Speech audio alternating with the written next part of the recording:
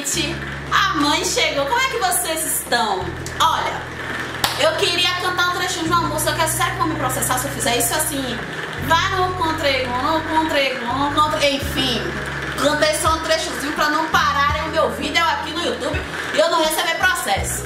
Olha só, no vídeo dessa semana a gente vai falar um pouquinho sobre o Contregum. Só que antes de eu pedir pra rodar a vinheta, eu queria lembrar a vocês que aqui no canal eu não falo sobre fundamentos, eu não falo sobre questões que são mais resguardadas da religião do Candomblé. Então, aqui eu vou só explicar algumas poucas coisas que eu sei que tornam dúvidas pra várias pessoas. Mas, roda a vinheta.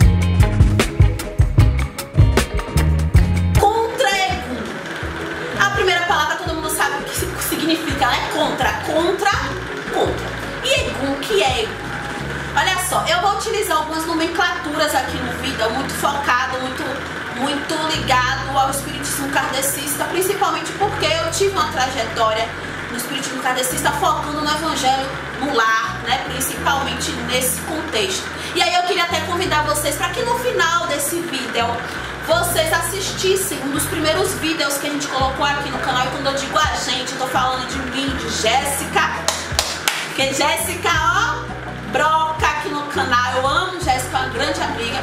Enfim, é por isso que é a gente. E aí a gente colocou esse vídeo, a gente fez esse vídeo. E esse vídeo vai aparecer aqui no finalzinho desse que vocês estão assistindo, como indicação pra vocês. Porque nele eu falo um pouco da minha trajetória religiosa. E aí vocês vão entender o porquê esse recorte com nomenclaturas e termos e colocações focando no espiritismo kardecista, tá certo? Bom, fechei esse parêntese porque ele era importante para que a gente continue esse vídeo e vocês consigam entender alguns nomes que eu utilizo, porque eu utilizo mesmo assim mãe de santo, tá bom? Olha só, Egum. Egum pra gente são espíritos desencarnados, tá certo? Que estão em um processo evolutivo diferente, certo? São pessoas que já morreram, melhor dizer, vou falar de forma mais popular, são pessoas que já morreram, e o espírito dessas pessoas às vezes ficam vagando por aí, atrapalham um pouquinho o processo, né, da vida de quem está encarnado.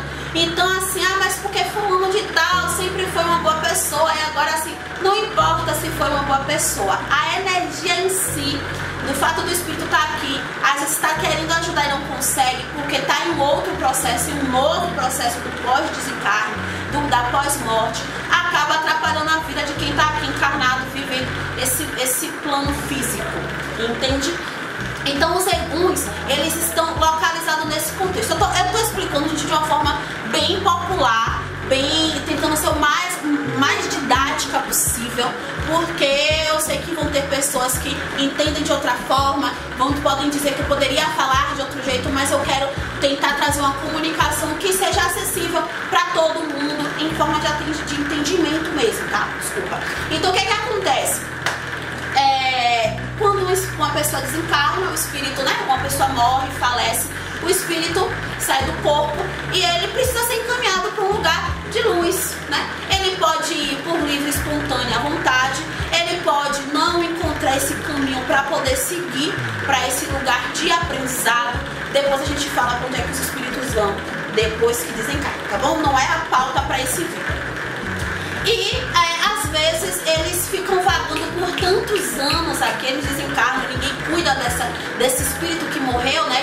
Que passou desencarnou, passou por outro plano espiritual, e aí ninguém cuida e esse espírito fica vagando, não evolui, não passa pelo processo de evolução, de aprendizado para reencarnar novamente, para vir novamente aqui em terra, nesse plano físico, e aí ele vai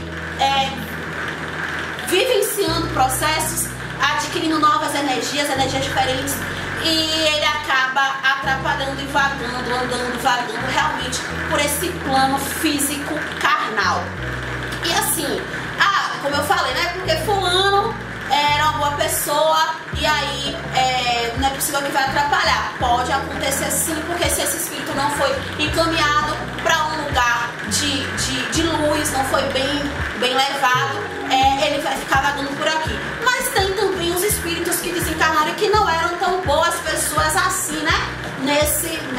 nesse plano, né? E aí o espírito fica aí vagando. Então, pessoas que tinham determinados vícios com drogas ilícitas e drogas lícitas, outros tipos de posturas, outros tipos de coisas que são contra, né, a uma concepção de preservação humana, preservação de viver uma sociedade, como pessoas que mataram, pessoas que tiveram condutas misóginas no sentido amplo da coisa, mas aí eu posso dizer que batiam em pessoas, batiam em mulheres, batiam em criança, pessoas que cometeram atos de abuso sexual, enfim, existem vastas possibilidades para uma pessoa não ser boa nesse mundo encarnado, né? Então esses espíritos desencarnam, e se esses espíritos também não forem encaminhados para um lugar de luz, de aprendizado, para evoluir, para aprender, para que na próxima encarnação possa fazer diferente,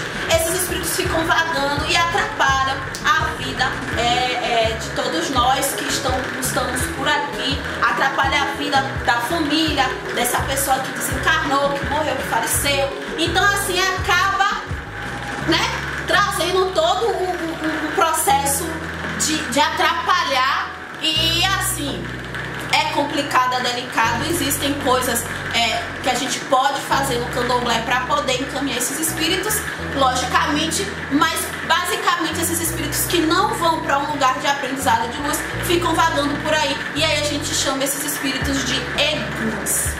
Egum, né? Porque esse é o termo que a gente utiliza. E aí, mas o que é que esses espíritos desencarnados podem fazer na vida dos encarnados, né? Dos que estão vivos aqui nesse mundo físico, nesse plano físico, né? O que é que pode fazer?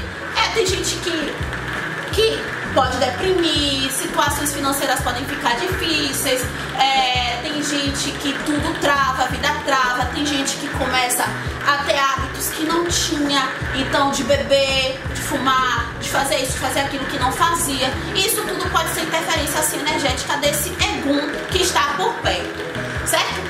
Pode ser só egum da família, espíritos desencarnados da família, da pessoa que desencarnou, pode, como pode ser de outros contextos também, de outros lugares. Isso vai depender muito do processo energético, né, de cada pessoa, a vibração energética que você usa, que você anda. Pode depender também como as pessoas lidam com as energias, então vai absorvendo as demandas de quem está ao redor, inclusive os eguns. Então assim, existe uma vasta possibilidade de problemas que um espírito desencarnado, um egum, pode trazer para a vida de encarnados, pessoas que estão aqui vivendo esse mundo terreno, esse mundo físico.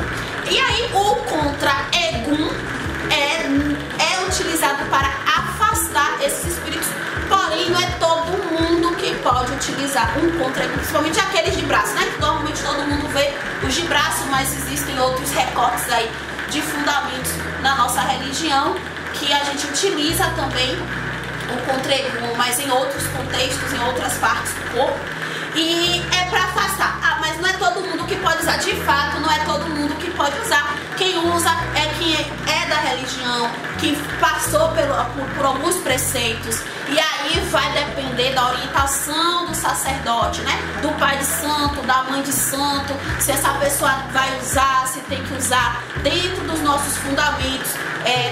Alguns fundamentos que a gente faz, é necessário que essa pessoa utilize e passe um tempo usando, porque de fato é uma forma de afastar essas energias, esses eguns que podem chegar para tentar fazer o mal, ou até querendo fazer o bem, mas acabam fazendo o mal porque ainda não sabem lidar com as energias, não sabem como fazer o bem enquanto espíritos. Então o contra-egum é para isso, para afastar essas energias. E dentro desse sentido do uso, é restrito realmente para as pessoas da religião. Eu digo mais no sentido do candomblé, porque eu não tenho conhecimento focado em outras religiões de matriz africana, tá bom? Mas acredito que eu tenha conseguido explicar tudo aqui pra vocês em relação ao contra-egum. A música vai no contra-egum, a gente pode tentar assim dar uma interpretada e dizer assim, vai no contra-egum, então vai com a proteção, vai na paz, vá tranquilo, porque você está protegido. Então vai contra tudo tudo de ruim, vai afastar tudo de ruim que tenha que afastar. Então, esse trechozinho, essa frasezinha na música traz um pouquinho posso interpretar desse jeito, pensando em tudo isso que eu expliquei pra vocês, do que significa Egum e para o que serve o contra Egum. Mas, se tem alguém que queira somar ao conteúdo, que queira trazer aqui alguma outra informação que eu não tenha compartilhado no vídeo, pode deixar um comentário, tá certo? Porque assim a gente constrói esses diálogos gostosos aqui no canal. No mais, gente, eu vou pedir, eu não falei isso no início do vídeo, mas eu tô falando agora no final. Eu vou pedir para que vocês se inscrevam aqui no canal. Aqui embaixo tem um botão escrito inscrever, se inscreva, aperta nesse botãozinho, aperta no sininho para ativar as notificações, porque assim vocês vão ficar por dentro de todas as novidades que tem aqui no canal, certo? Os vídeos novos, posts novos, enfim, vocês vão ficar por dentro de tudo. E também vou pedir para que vocês se sigam no Instagram, tá certo? Porque lá, aí vocês acompanham um pouquinho da minha rotina, desse processo que tá sendo assumir as responsabilidades do sacerdócio, onde eu tenho trazendo com muita leveza, logicamente. Lá, tanto lá quanto aqui. Aqui eu trago conteúdos mais sólidos, né? Porque eu vou entrando mais em assuntos mais específicos, eu me aprofundo mais aqui no canal. Mas lá no Instagram eu mostro um pouco mais da rotina, mostro algumas coisas que eu aprendo. Logicamente, tanto aqui quanto lá, gostaria de ressaltar que eu não falo e não mostro fundamentos do axé, porque eu me respeito e eu não tô aqui pra ficar fazendo isso e expondo a minha religião, porque essa não sou eu. Não tô falando de ninguém, eu tô falando de mim. Mas eu acredito que tanto aqui quanto lá eu consigo desmistificar alguns preconceitos que as pessoas constroem referente ao candomblé, principalmente. Tá bom? No mais, gente, ó, um